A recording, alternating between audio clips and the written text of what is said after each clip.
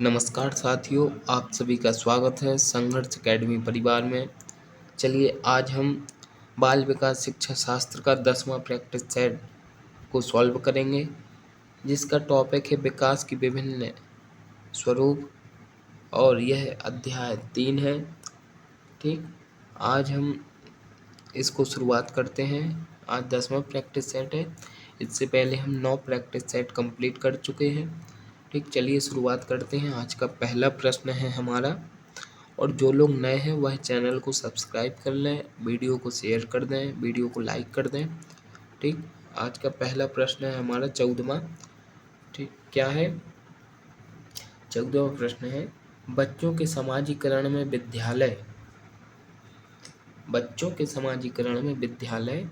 क्या है?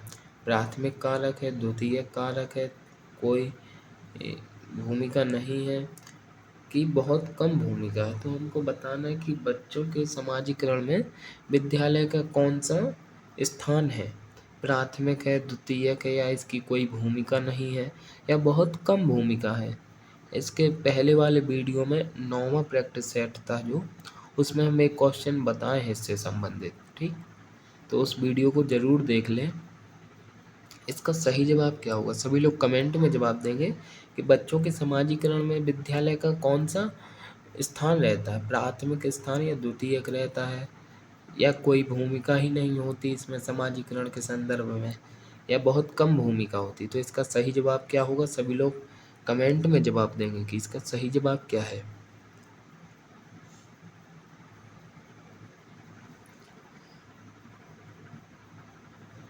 तो इसका सही जवाब होगा ऑप्शन बी।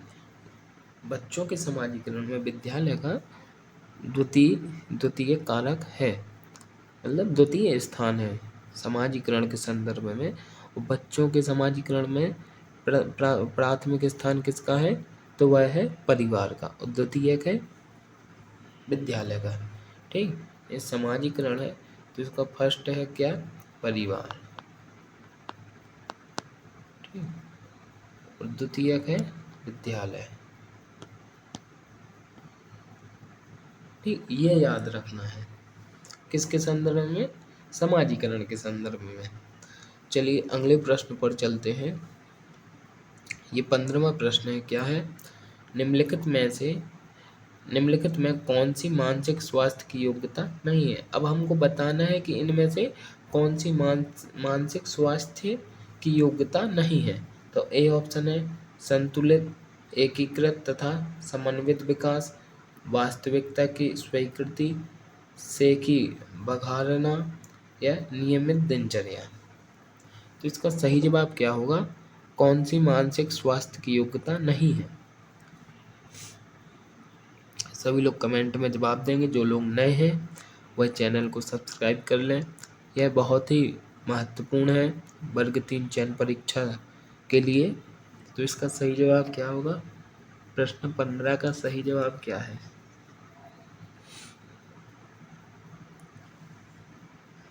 तो इसका सही जवाब है ऑप्शन सी, से की बघारना। तो यह मानसिक स्वास्थ्य की योग्यता नहीं है। चलिए अगले प्रश्न पर चलते हैं। यह है आज का 16वां प्रश्न। क्या है?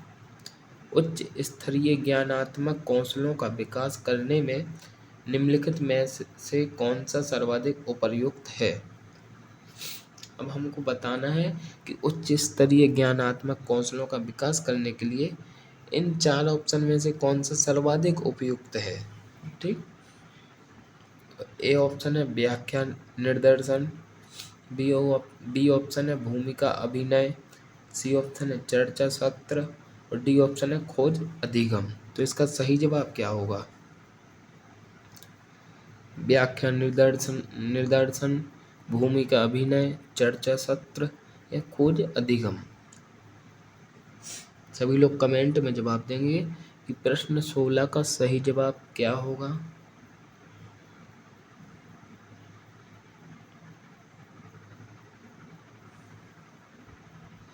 तो इसका सही जवाब होगा ऑप्शन सी, चर्चा सत्र।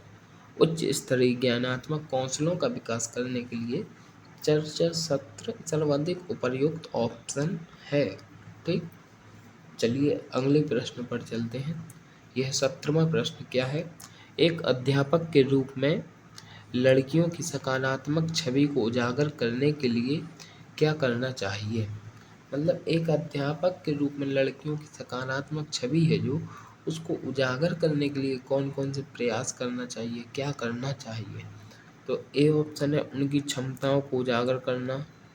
बी ऑप्शन है पुरुषों के कार्य अथवा महिलाओं के कार्य जैसा कोई विभाजन नहीं होना चाहिए। सी ऑप्शन है उन्हें स्वावलंबी बनने के लिए प्रोत्साहित किया जाए। और डी ऑप्शन है उपरोक्त सभी। तो इसका सही जवाब क्या होगा? Option A, option B, option C या फिर ऑप्शन डी?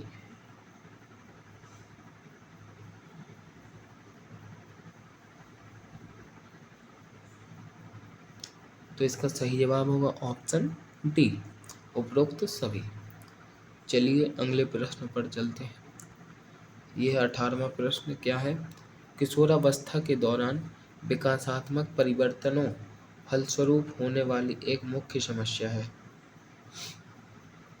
क्या है बताइए?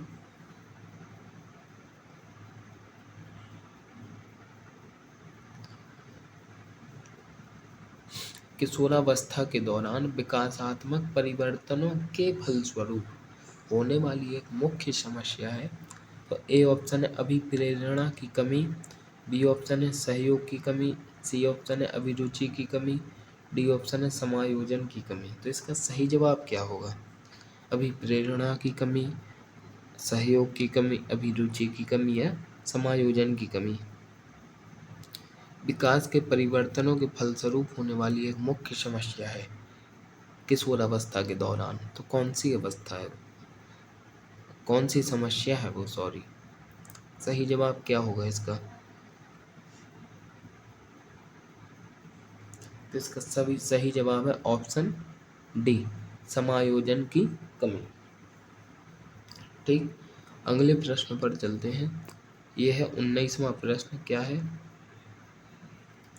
मानसिक विकास का संबंध नहीं है। मानसिक विकास का संबंध किससे नहीं है?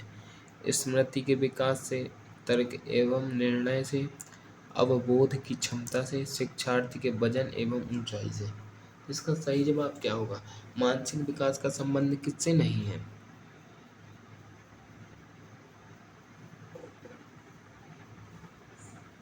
तो इसका सही जवाब क्या होगा? सभी लोग कमेंट में बताएंगे। इसका सही जवाब होगा ऑप्शन डी, शिक्षार्थी के वजन एवं ऊंचाई से। स्वाभाविक सी बात है, मानसिक विकास का संबंध मतलब मानसिकता से होगा, मानसिकता के इर्द गिर्द होगा। जैसे स्मृति के विकास से होगा, तर्क एवं निर्णय से होगा। मानसिक विकास तो जब हम तर्क देंगे या निर्णय लेंगे कोई भी, तो उसका मानसिक विकास होगा ना उससे। स्मृति, ठीक, अवबोध की क्षमता, इन सब से मानसिक विकास होता है। लेकिन शिक्षार्थी के वजन से एवं ऊंचाई से मानसिक विकास में कोई फर्क नहीं पड़ता है। आप कितने भी बड़े हो जाएं, कितना भी वजन बढ़ जाए, कितनी भी हाइट बढ़ जाए, तो कोई फर्क नहीं पड़ेगा मानसिक विकास में। ठीक, चलिए अगले प्रश्न पर चलते हैं। 20वां प्रश्न है क्या है? किशोर के मानसिक स्वास्थ्य को उत्तम बनाने में निम्न में से किसकी भूमिका अहम होती है? मतलब किशोर के मानसिक स्वास्थ्य को उत्तम बनाने में निम्न में से किसकी भूमिका अहम होती है? तो इसका सही जवाब क्या है? ऑप्शन ए शिक्षक, ऑप्शन बी पाठ्यचर्या, ऑप्शन सी विद्यालय अनुशासन, ऑप्शन डी सभी की। तो क्या होगा इसका सही जवाब? किशोर के मानसिक स्वास्थ्य को उत्तम बनाने में निम्न में से किसकी भूमिका अहम होती है? तो इसका सही जवाब होगा ऑप्शन डी, सभी की। मतलब शिक्षक की भी भूमिका होती है, पाठ्यचर्या की भी भूमिका होती है और विद्यालय अनुशासन की भी भूमिका होती है मानसिक स्वास्थ्य को उत्तम बनाने के लिए। ठीक, चलिए अगले प्रश्न पर चलते हैं। 21वां प्रश्न है क्या है? किशोरावस्था में समीक्षात्मक सोच के विकास करने विषय में निम्न में से कौन सा कथन सही नहीं है? मतलब किशोरावस्था के जो समीक्षात्मक सोच के विकास करने विषय में निम्न में से कौन सा कथन सही नहीं है? तो ए ऑप्शन है, भावनाओं के बजाय तर्क संगत तरीके से तर्क दें। ठीक, ना केवल क्या हुआ को पूछें बल्कि कैसे क्यों हुई पूछें। मतलब कहने का मतलब ये है कि केवल ये बस ना पूछे कि क्या हुआ, ठीक, बल्कि ये भी पूछे कैसे हुआ और क्यों हुआ। ठीक, सी ऑप्शन है, समय पर पाठ्यक्रम को पूरा करने के लिए व्याख्या विधि का उपयोग।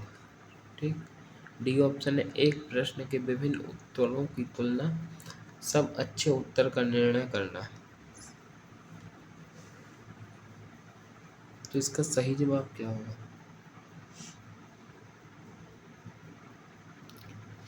यह सबसे होगा।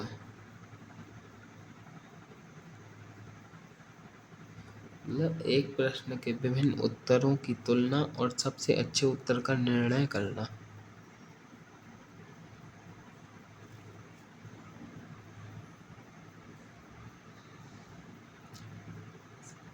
तो इसका सही जवाब क्या होगा?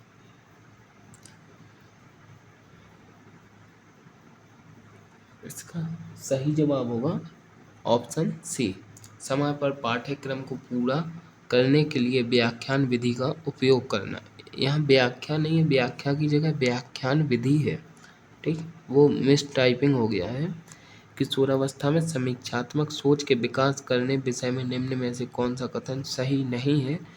तो ये सी ऑप्शन सही है अपना, क्योंकि ये कथन सही नहीं है, बाकी तीनों सही है।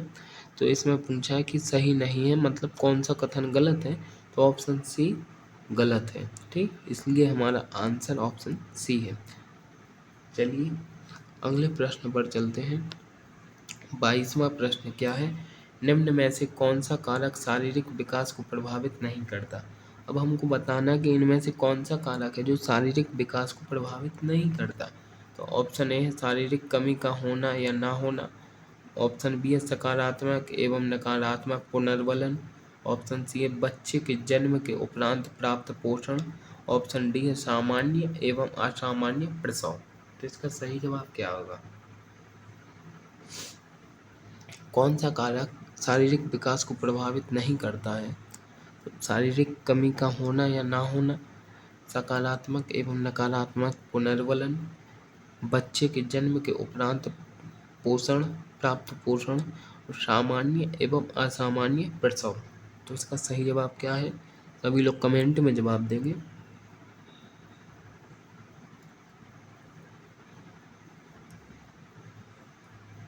तो इसका सही जवाब होगा ऑप्शन बी, सकारात्मक एवं नकारात्मक पुनर्वलन। ठीक, ये शारीरिक विकास को प्रभावित नहीं करते। ठीक, क्योंकि सकारात्मक नकारात्मक पुनर्वलन तो ये तो थॉट है, विचार है अपने, ये मस्तिष्क में होते हैं। ठीक, चलिए अगले प्रश्न पर चलते हैं। यह 23वां प्रश्न क्या है? विकास संबंधित है। तो विकास किससे संबंधित है? वृद्धि से, परिपक्वता से, आयु से, सभी से। सभी लोग कमेंट में बताएंगे कि विकास किससे संबंधित है। ये हम करवा भी चुके हैं आप सभी के लिए, पुराना वीडियो ज़रूर देखो। ठीक, उसमें क्या होता है कि आपका मतलब उसी से संबंधित प्रश्नों की श्रृंखला चल रही है। मतलब जो आगे का प्रश्न है वह पीछे के प्रश्न से कनेक्ट होता है। ठीक, ये आपके इस वर्ग 3 चयन परीक्षा के लिए महत्वपूर्ण है। इससे आपका एक अभ्यास हो जाएगा, बार बार देखने से, बार बार पढ़ने से रिवीजन होता है। ये चीज़ें माइंड में सेट हो जाती हैं धीरे धीरे बार बार देखने से। ठीक, चलिए विकास का संबंध है, किससे है विकास का संबंध? वृद्धि से, परिपक्वता से, आयु से, सभी से। तो इसका सही जवाब क्या होगा? 23 का सही जवाब होगा ऑप्शन डी, सभी से। मतलब विकास वृद्धि से भी संबंधित है, परिपक्वता से भी संबंधित है, आयु से भी संबंधित है। ठीक, चलिए अगले प्रश्न पर चलते हैं। यह 24वां प्रश्न क्या है? निम्न में से कौन सा वृद्धि और विकास का प्रथम चरण है? तो अब हमको बताना है कि वृद्धि और विकास का प्रथम चरण कौन सा है। ठीक, तो ए ऑप्शन है शारीरिक विकास, बी ऑप्शन है सामाजिक विकास, सी ऑप्शन है नैतिक विकास, डी ऑप्शन है मानसिक विकास। वृद्धि और विकास का प्रथम चरण है तो क्या है?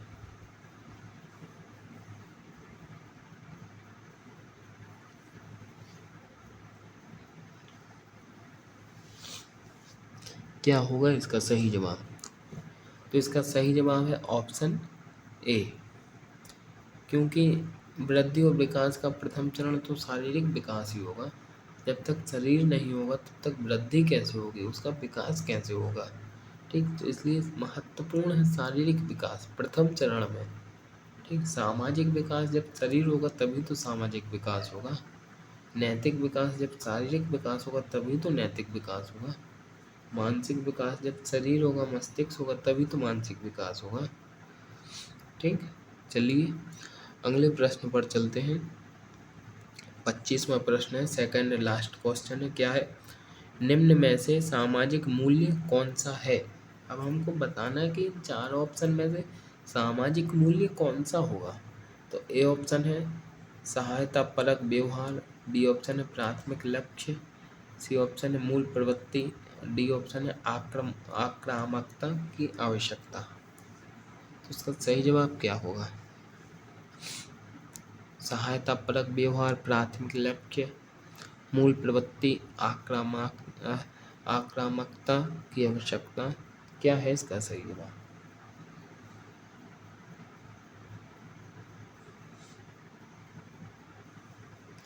तो इसका सही जवाब होगा ऑप्शन ए, सहायता परक व्यवहार। यह सामाजिक मूल्य है। ठीक, चलिए आज का लास्ट क्वेश्चन है 26वां। क्या है?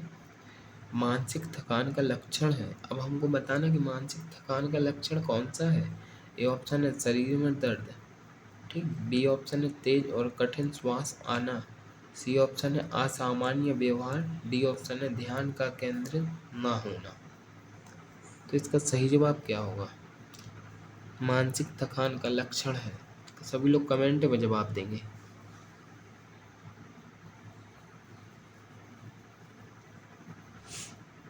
शरीर में दर्द, शरीर का मस्तिष्क से क्या संबंध है?